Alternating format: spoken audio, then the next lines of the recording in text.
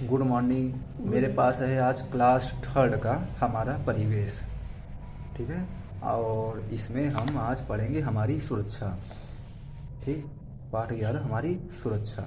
तो चलिए शुरू करते हैं। दुर्घटना कहीं भी हो सकती है, घर में या घर के बाहर भी। हमें अपने दैनिक जीवन में स्वयं की सुरक्षा के प्रति सावधान रहना चाहिए। इसके लिए हमें सुरक्षा नियमों की जानकारी होनी चाहिए। इन नियमों की जानकारी होने के साथ साथ इनका पालन भी करना चाहिए। सड़क पर, खेल के स्थान पर, घर में, विद्यालय में रहन सहन की अच्छी आदतें और व्यवहार हमें कई प्रकार के नुकसान से बचाते हैं। अपनी सुरक्षा के लिए नीचे दी गई बातों के बारे में अपने साथियों से चर्चा करें। पहला, सड़क पर मत खेलो। सड़क पर तरह तरह के वाहन चलते हैं जिनसे टकरा कर हमें चोट लग सकती है। सड़क पर चलते समय यातायात के नियमों का पालन करो। पॉइंट 2, चलते वाहन में दरवाजे के पास मत खड़े हो। खिड़की से हाथ या सिर को बाहर मत निकालो। हाँ, आगे पढ़ते हैं। नुकीली वस्तुओं जैसे ब्लेड, चाकू, कैंची से मत खेलो। पेंसिल तथा अन्य नुकीली वस्तुओं को मुंह या कान में मत डालो, इससे तुम्हें नुकसान पहुंच सकता है। रसोई घर या अन्य किसी स्थान पर आग तथा गर्म वस्तुओं से दूर रहो। बिजली के तार तथा उपकरणों का उपयोग करते समय सावधानी रखो। गीले हाथ से स्विच मत छुओ।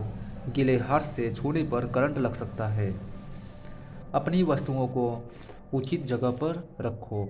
वस्तुएं इधर उधर बिखरी होने पर उनसे टकरा कर गिर सकते हैं, इससे हमें चोट भी लग सकती है। सीढ़ी से दौड़ते हुए मत उतरो या चढ़ो, इससे गिर सकते हैं।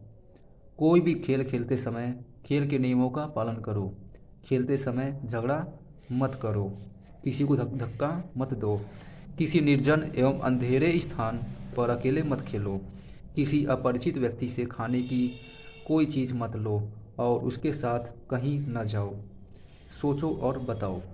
अमित को बहुत तेज़ भूख लगी है, खाना बहुत गर्म है। उसकी माँ उसे कुछ देर रुक कर खाने के लिए कहती है। अमित अपनी माँ का कहना मानता है।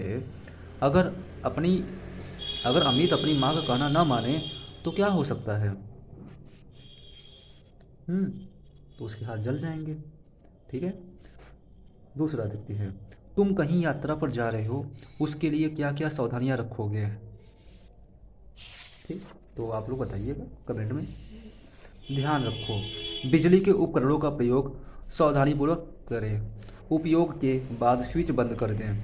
इससे हम अपनी सुरक्षा के साथ साथ ऊर्जा, बिजली की बचत भी कर सकते हैं। अब हम आगे पढ़ेंगे अभ्यास। प्रश्नों का उत्तर लिखो।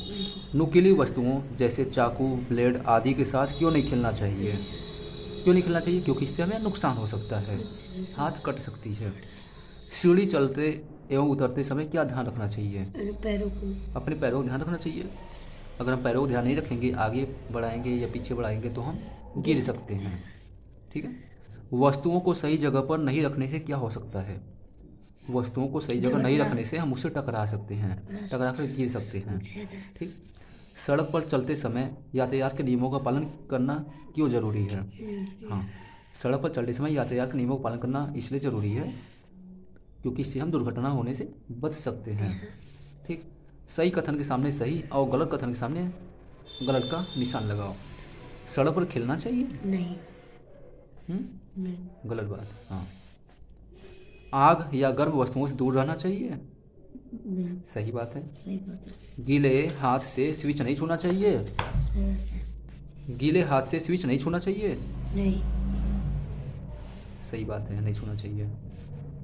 खेलते समय खेल के नियमों का पालन नहीं करना चाहिए? करना चाहिए। गलत बात है, हमें नियमों का पालन करना चाहिए। अगर नियमों का पालन नहीं करेंगे तो हम सही से खेल नहीं पाएंगे एवं हमें नुकसान हो सकता है। चलिए, अब बाकी आगे जो लिखा है वो आप लोग देखिएगा क्या करना है। तो ये रहे कुछ महत्वपूर्ण प्रश्न जो कि मैंने बताया। अब आगे पाठ 12 पढ़ेंगे, यातायात के साधन। तो चलिए इसको भी पढ़ लेते हैं। चित्र को देखो और बताओ। चित्र में कौन कौन से वाहन दिखाई दे रहे हैं? इन इनमें इंजन से चलने वाले वाहन कौन से हैं? कौन से वाहन हैं जो तुम्हारे गांव में भी है? तुम्हारे गांव में कौन से वाहन हैं जो चित्र में नहीं है? आसान हुआ आना जाना। हम जिन वाहनों से एक जगह से दूसरी जगह जाते हैं उन्हें यातायात के साधन कहते हैं। कुछ जगह हम पैदल ही चले जाते हैं। दूर जाना हो और कम समय में जाना हो तो वाहन से जाते हैं, जैसे साइकिल, मोटरसाइकिल, स्कूटी, कार, बस आदि। सोचो और बताओ। तुम घर से विद्यालय कैसे आते हो? तुम्हारे शिक्षक शिक्षिका विद्यालय किस वाहन से आते हैं? तुम्हें घर से बाजार जाना हो तो कैसे जाओगे? पैदल। तुम अपनी नानी या दादी के घर किन वाहनों से जाते हो?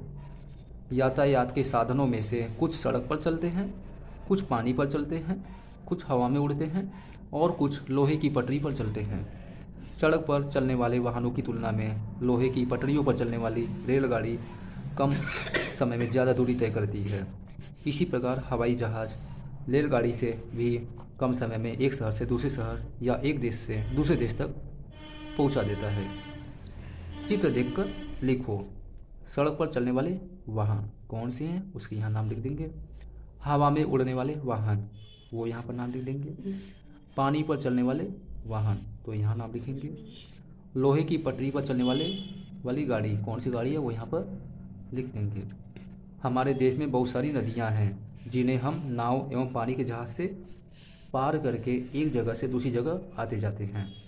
पानी का जहाज़ नाव से बड़ा होता है जिससे बड़ी संख्या में लोग पानी के रास्ते कम समय में आते जाते हैं।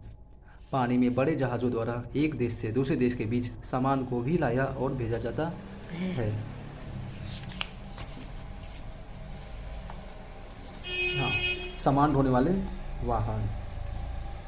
तुमने ट्रैक्टर तो देखा ही है। यह किस किस काम में आता है? तुम्हारे गांव में सामान ढोने के लिए किन किन साधनों का प्रयोग करते हैं? कुछ वाहन सामान ढोने के काम आते हैं। इनकी मदद से हम अनाज, पुआल, ईंट, मिट्टी, बालू, सब्जियां एवं अन्य सामान एक जगह से दूसरी जगह ले जाते हैं। तो ये कुछ वाहनों के नाम है, यातायात के साधन हैं। चित्र देखो और सामान ढोने वाले वाहनों के नाम लिखो। तो दोस्तों आप लोग इसके नाम बताइएगा कमेंट में। चलिए आगे अभ्यास प्रश्न देख लेते हैं। दिया है प्रश्नों को उत्तर लिखो।